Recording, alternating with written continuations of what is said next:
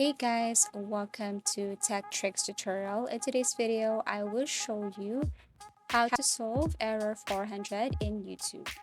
So first, you just have to launch your YouTube application and make sure that you're using the latest version of this application or this one is up to date. Tap this one.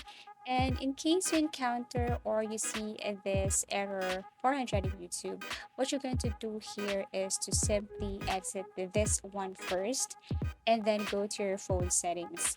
Now, what you're going to do here is to simply scroll down. If you're using Android, you just have to look for app management, go to app list, and then look for YouTube application. You can scroll down to see your YouTube application, or you can just simply go to the search icon and then type YouTube, and then you will see that YouTube application. Here it is. Click this one, tap the storage usage, and then what you're going to do here is to click this clear cache and also click this clear data. After that, you can go back, open your YouTube application again, and see if this method worked. And that's it.